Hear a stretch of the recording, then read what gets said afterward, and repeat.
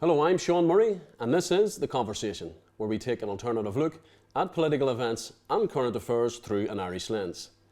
In this show, we hope to pick, probe, investigate, and uncover the stories that you want to hear. We go where mainstream won't go. This week, we look at preparations for constitutional change in Ireland. While some would rather bury their head in the sand, others have been taking a more practical measure in preparing for Irish reunification. My next guest is an esteemed Professor of Human Rights Law and Commissioner on the Irish Human Rights and Equality Commission. He has published widely on human rights and constitutional law and has written extensively on constitutionalism and human rights for the media. But before we speak to our next guest, let's get a quick overview on this week's topic.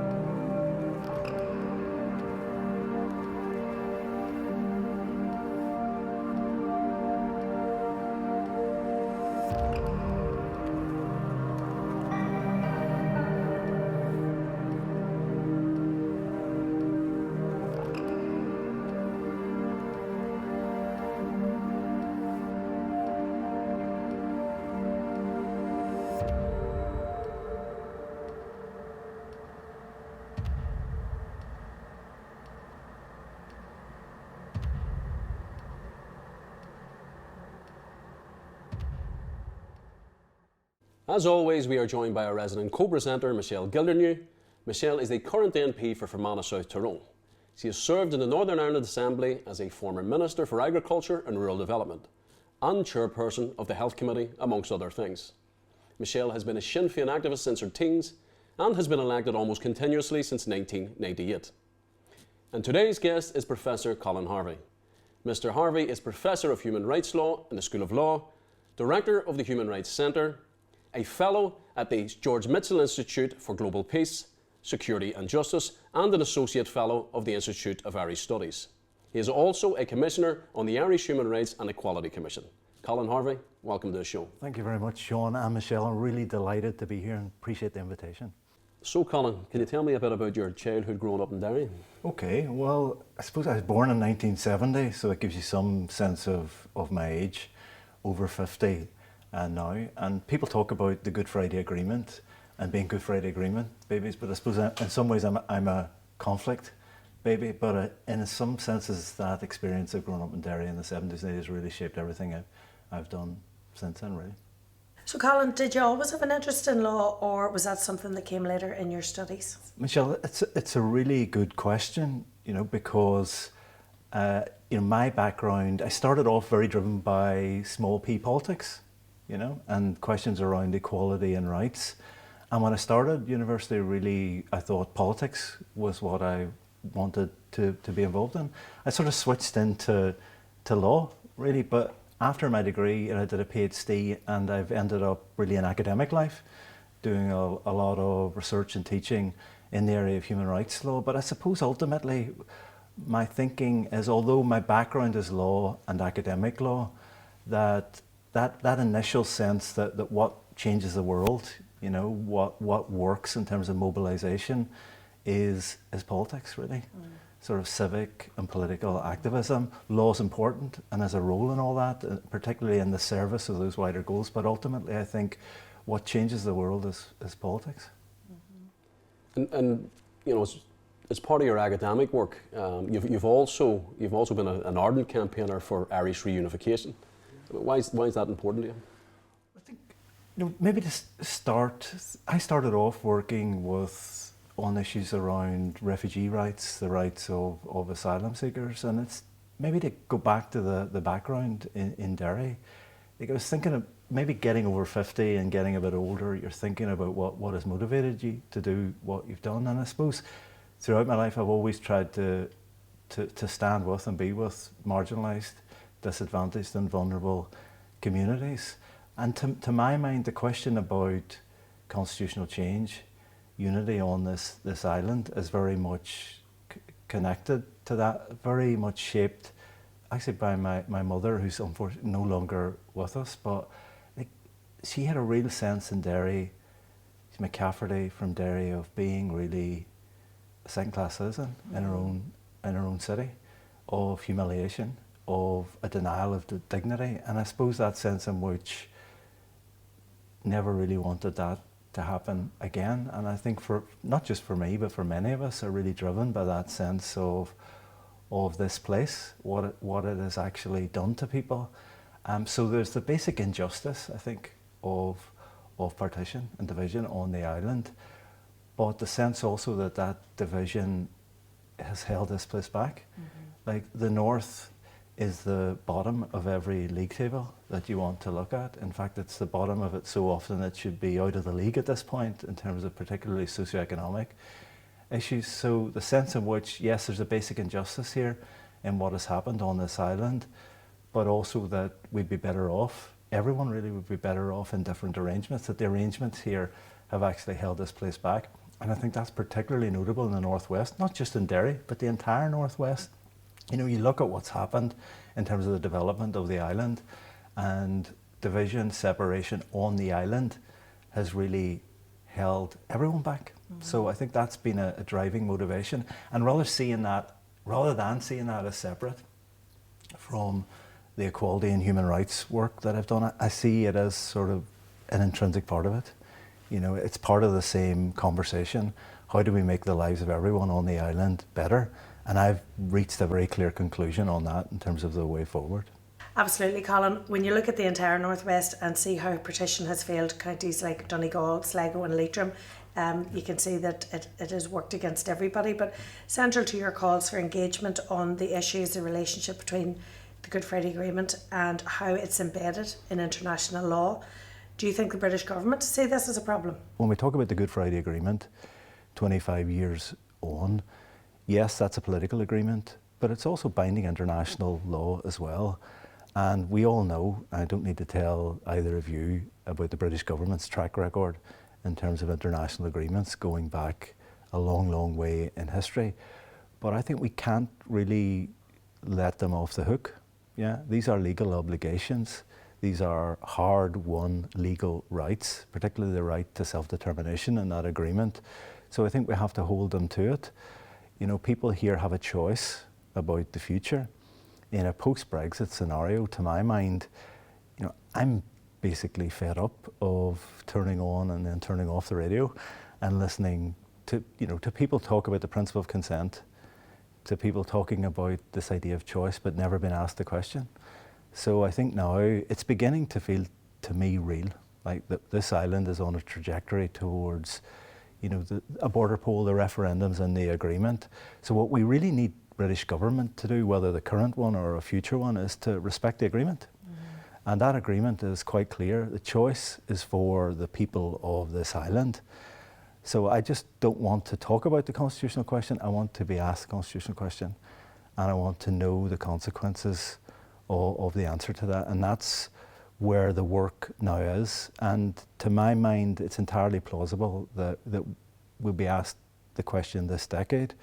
But we have to keep holding the British government to these international commitments. We can't let them off the hook. And that's why, to me, the international law component really matters, both on these islands and internationally too. We've got a lot of friends around the world who understand that. Colin, you wrote an academic piece called Making the Case for Irish Unity in the EU. Why is that relationship important? Well, thanks, Sean.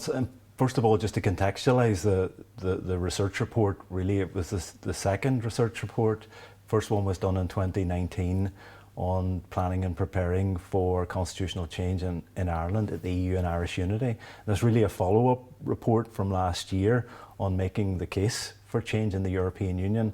They're both written with my colleague Mark Bassett, a barrister here, and essentially it's about getting the EU involved in the discussion about Irish unity. One of the implications of Brexit, this place was taken out of the EU against the wishes of people here. There's an automatic and guaranteed way back to the European Union via the Good Friday Agreement. In April 2017, the European Council made clear that that would be the case. What we've tried to do is work on the details of all that, just the mechanics of it, how it would work, and to make the case across the European Union. I think what was fascinating to my mind around both those reports, and as you both know, they attracted quite a lot of attention, let's say, in terms of that work. Often there's a focus on the logo in the report, but not what was in the actual detailed reports themselves with the footnotes and everything else. So it was really about making a contribution to the preparatory work that is really getting more and more focused as the weeks and months go on. Mm-hmm. So do you think then, Professor, does the United States have a greater role to play? It's a great question. We just talked about the European Union, and the US also has a clear role. There are many, many friends of Ireland. This will be a good news story around the world. And I think it'll be essential, particularly around encouraging the British government to take the next step in relation to this. Because one real difficulty and dilemma is, you know, in the Good Friday Agreement, they have an important sort of triggering role around the referendum in the North. And I don't think they'll do that without determined international focus and pressure. We've seen, just to stay on that, we have seen a number of statements coming from the US of attempting to hold Britain's feet to the fire regarding trade deals, etc. Have you seen any of that played out, or is this just rhetoric coming from the United States? I think it's absolutely vital. You know, the Brexiteers put a lot of emphasis on a trade deal with the US. We know the extent to which, particularly the current Tory party, that money talks in relation to that party. So, you know, again, friends of Ireland, people who want to ensure that the Good Friday Agreement is respected. And I think that's important to underline. You know, in a sense, what we're trying to say to any British government, this is our call.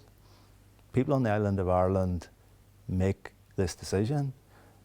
You're not to get in the way of us making that call. So you're trying to get the British government to essentially be ultimately enablers and facilitators for a decision that we will make and to get out of our way.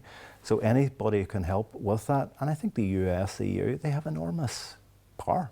You know, let's be candid and to be slightly crude about it, they can really, really make the British state hurt, you know, in economic and other ways. So I think any government would be silly not to listen to that, and I think it's definitely had an impact. And one of the great counter-arguments that we hear around reunification would be the economic argument. I mean, just for the audience's sake, is there an argument there? Well, first of all, I'm an academic lawyer, you know, and thinking about my disciplinary context, but I'll tell you what, I did A-level economics. And so that's my basis for commenting in relation to this. Look, I said earlier, the North economically, socioeconomically, is at the bottom of all the league tables you don't want to be at the bottom of.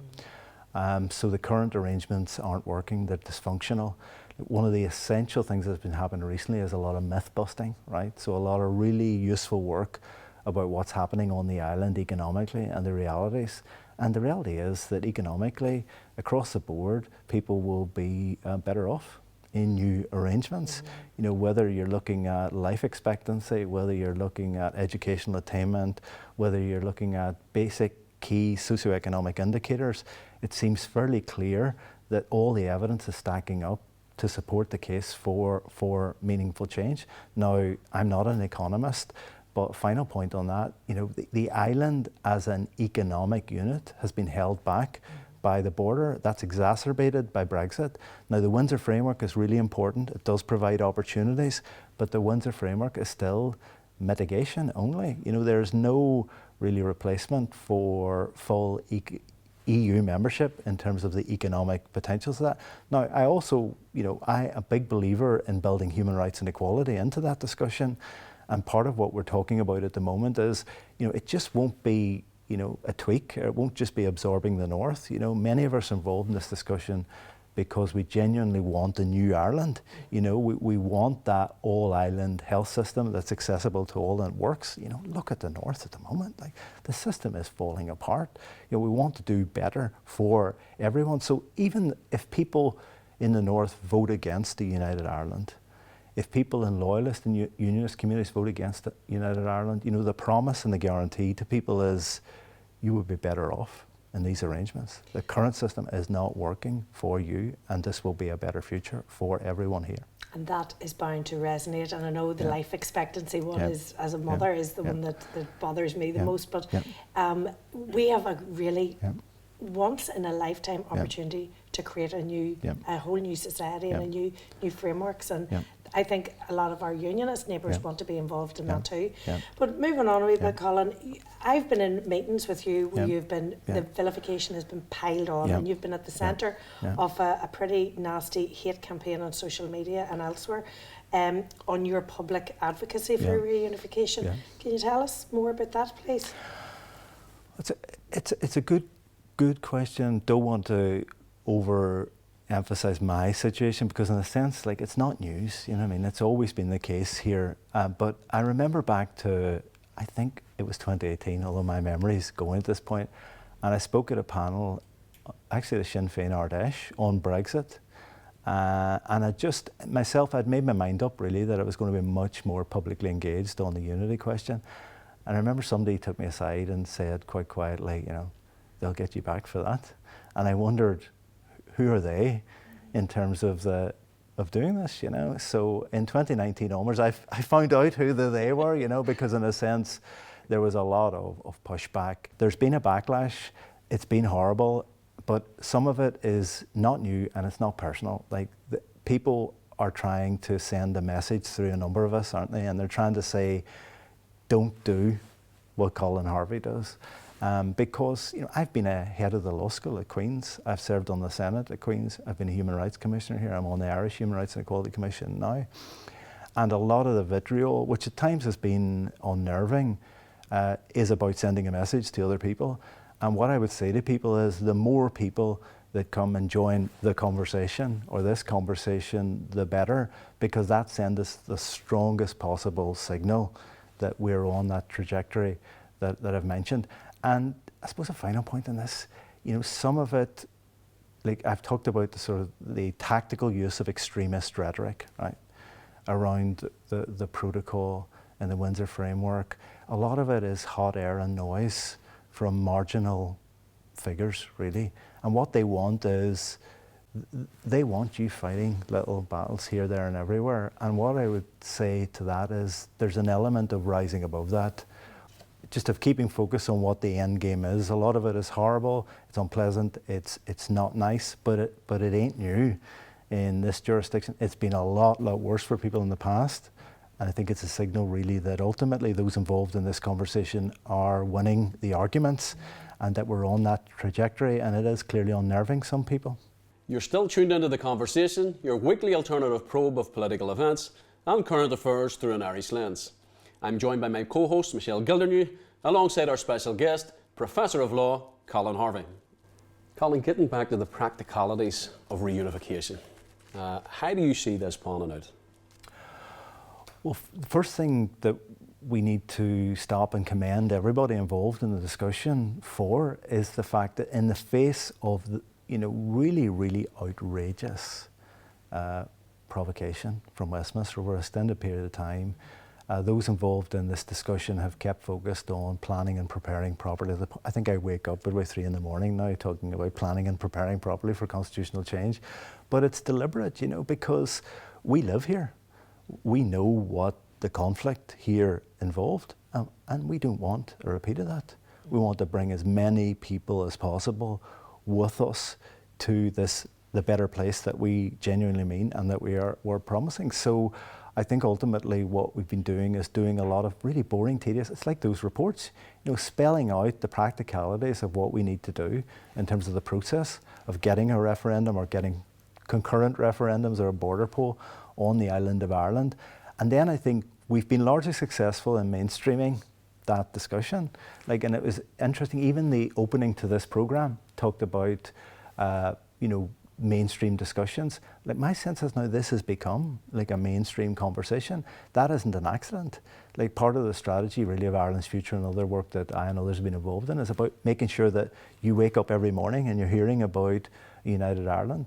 But Sean, you know, your good question, we're heading now into well, what does that actually look like? And I think what's really also commendable about that is the focus is on people. You know, a lot of the initiatives and proposals are around citizens' assemblies, civic participation. People like myself are involved in the discussion because we want to transform the island. And when we talk about a new Ireland, we mean that. So like, I would like to see proposals that are as ambitious as possible, particularly in the area of human rights and equality. But it's good to see the focus on participation and engagement, to listen to what people actually want. So you don't, in a sense, just put a blueprint on the table and say, there you go, that's what it is.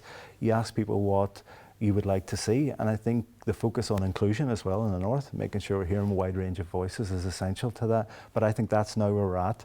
And I think that framework, time frame of this decade is helpful in focusing minds, because it is beginning to feel very, very real.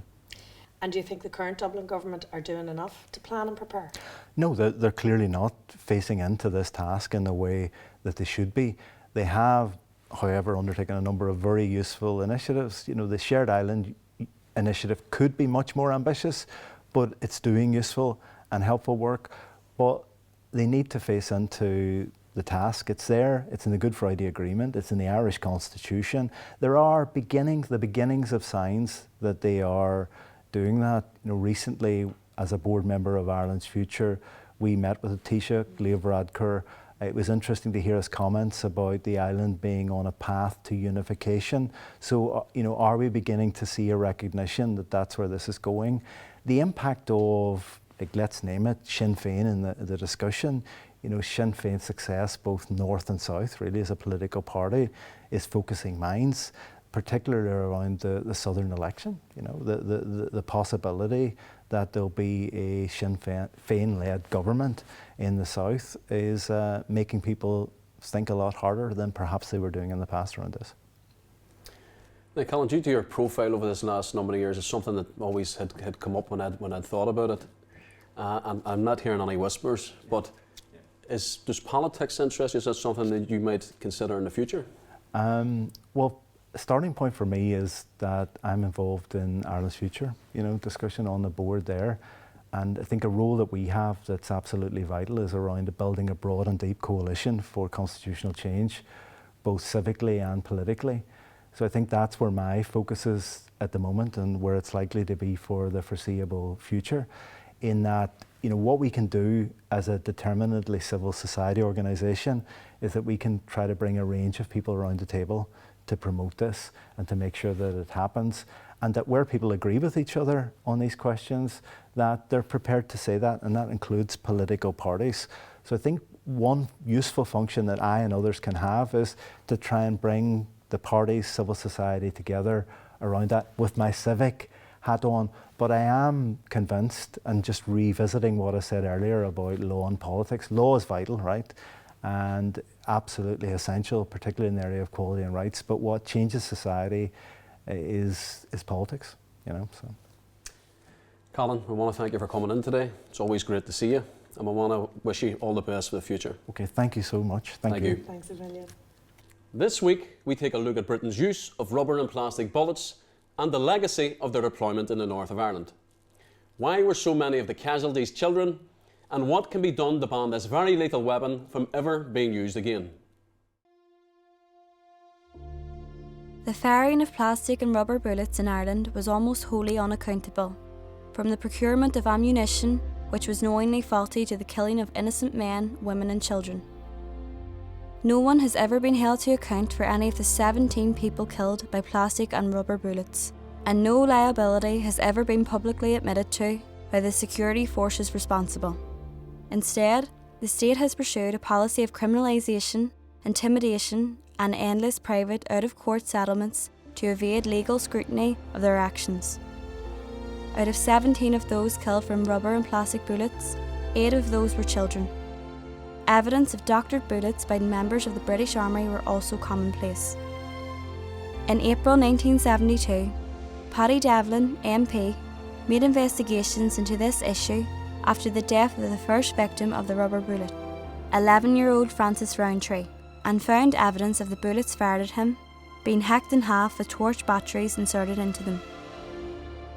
A former British Army officer, Michael Yardley, also recorded evidence of this type and wrote in the New Statesman, I have heard soldiers who serve in Northern Ireland boast that they have put broken razor blades or nails into rubber bullets to make sure they hurt someone.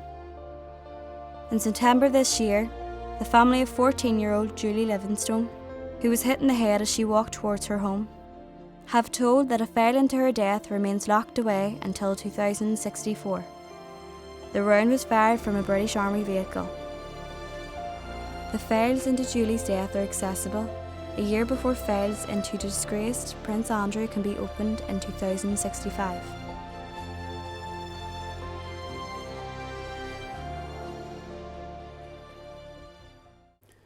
And that does it for another week. We'd love for you to join the conversation by sharing the link to today's programme to help us grow our audience across all our social media platforms. I'd like to thank our special guest, Professor Colin Harvey, and our resident co-host, Michelle Gildernew.